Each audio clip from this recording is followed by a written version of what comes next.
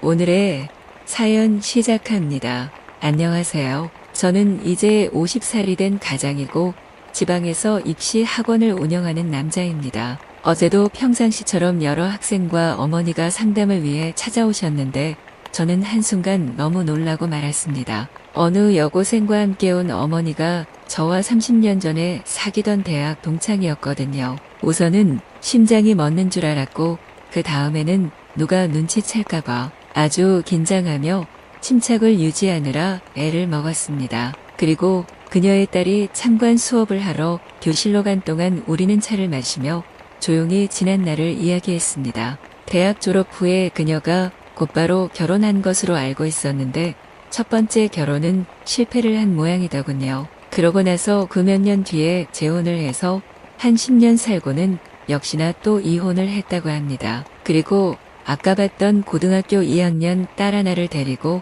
조용히 싱글로 산다고 말했습니다. 저와 그녀의 인연은 길지 않았습니다. 한 1년 반 정도뿐이었죠. 제가 군에 가기 전에 우린 많이 사랑하고 그만큼 많이 다퉜고 어느 정도 서로에 대해 지쳐갈 때쯤 제게 군 입대 영장이 나왔습니다. 그리고 군에서 제대하고 나오니 IMF가 터진 상태였고 그녀는 이미 졸업을 해 있었습니다. 그리고 저는 가수 준비를 한다는 핑계로 이후로는 대충 학교는 다니는 척만 하다 겨우 졸업을 했습니다. 당시에 제가 가수가 된다 했을 때 다들 비웃었지요. 나라의 경제적 어려움으로 빚어진 IMF라는 전 국민적 비상사태에서 안일하게 헛꿈 꾸며 경제력을 아예 포기하려는 거냐면서요. 대학 졸업을 해도 별다른 기술이 없으면 사회에서 살아남기 힘들다는 인식이 생겨 있었고 한의대나 의대에 들어가서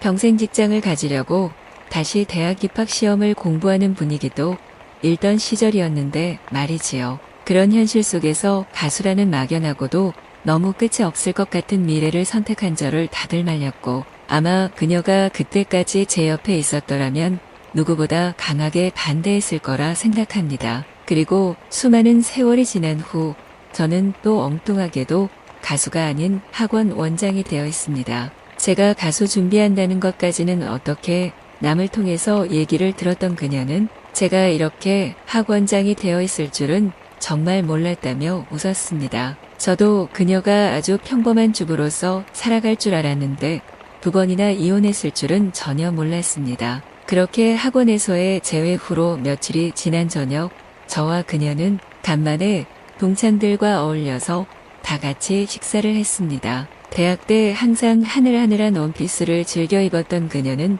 이젠 살집이 붙은 채로 다이어트에는 관심도 없는 표정으로 마음껏 먹고 마셨습니다. 축제 때 저랑 같이 민속 주막에서 너덜너덜한 파전을 붙이며 서로 깔깔대고 많이도 웃었는데 이젠 그 웃음소리는 굵고 투박해져 있었습니다. 그 옛날 그녀의 집으로 전화를 걸어 그녀와 통화를 하고 싶다 하면 몹시도 야박하게 굴던 두 오빠들이 지금은 어떻게 지내는지도 물어보았습니다. 이제는 나이 들고 각자 가장 몫을 하기도 버거워 예전처럼 혹독한 사람 단속은 이제 못한다며 그녀가 웃었습니다. 30년 전 다들 그때는 젊었고 뭔가를 이룰 듯이 들떠 있었고 지금의 모습을 상상도 하지 못하던 시절이었지요. 아무리 세상이 두 쪽 나고 현실이 변한다 해도 자신에게는 뭔가 아주 근사한 미래가 다가올 것 같았고 젊음이 떠나가지 않을 줄로만 알았습니다.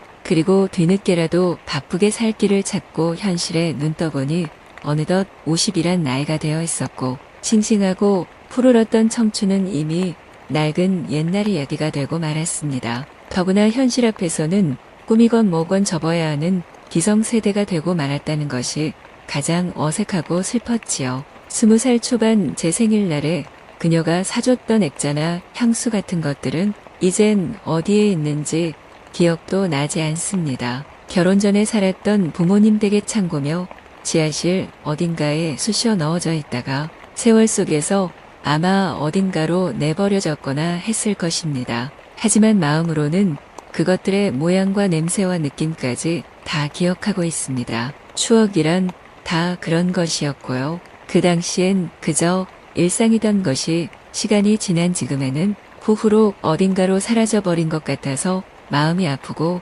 생의 설렘 같은 것들이 이제는 날이 갈수록 줄어들고 있다는 사실에 얼마 정도는 슬퍼도 어쩔 수가 없다며 체념도 배워가고 있습니다. 추억이란 어느 정도 빛을 발하면서 더 애틋해지는 것이니까 그 점에 의미를 둬야 한다면서요. 그날 동창 모임에서 돌아오는 길에 그녀는 제 여동생 소식도 물었습니다. 동생은 공부를 잘 못했는데 특히 수학을 어려워해서 그녀가 몇 번을 가르쳐준 후로는 조금씩 힘을 얻어서 공부에 용기를 얻어갔고 나중에는 나름으로 괜찮은 대학에 들어갔습니다. 동생도 가끔씩 그녀의 소식을 물었고 그녀가 우리 집에 와서 같이 수다 떨던 기억이나 수제비를 만들어 함께 먹던 일들도 한 번씩 이야기합니다. 1993년 대학 신입생 시절에 그녀와 저는 라디오에서 나오는 가수 이승환의 노래를 정답게 따라 불렀습니다.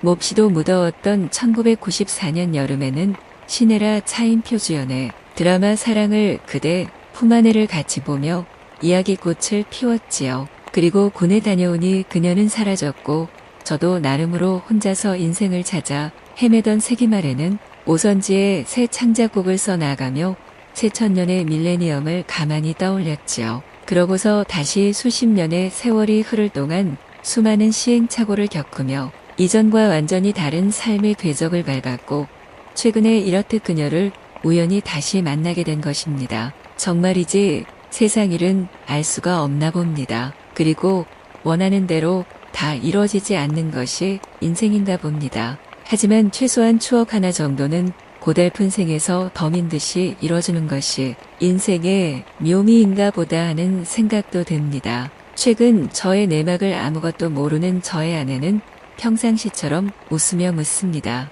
저의 첫사랑이 누구였냐고요? 물론 제 아내가 첫사랑은 아닙니다. 조금 엄밀히 말하면 대학 1학년 때 만나서 1년 반을 사랑한 그녀, 학부모로 최근에 다시 만난 그녀, 바로 그녀가 제 첫사랑인 것이지요. 하지만 아주 오래전에 그 사랑은 아련하게 떠나갔습니다. 최근에 운명처럼 다시 만난 것은 그저 아련한 추억 한 조각을 삶의 선물로 받은 것뿐이고요. 사실 동창들과의 회식이 끝나던 밤에 우리 둘만 골목 끝에 앉아 있었을 때 그녀가 얼마쯤 푸념 아닌 푸념을 했었습니다. 2번이나 이혼하면서 받은 마음의 상처가 꽤 깊었는데 생각지도 못하게 저를 마주하고 보니 마음이 흔들렸던 모양이었습니다. 그러더니 낮고 은근한 목소리로 제게 입을 맞추고 싶다고 매달렸습니다. 하지만 제가 중도를 잃지 않으면서도 그녀가 기분이 상하지 않게 거절할 수 있었던 것은 추억을 지키고 싶다는 일종의 신념 같은 것이 있어서였습니다. 우리의 인연은 20살 초반까지였고 애틋했건 후회가 되었건 그저 그때의 것으로 남기는 것이 오히려 아름다운 거라고 생각했던 것입니다.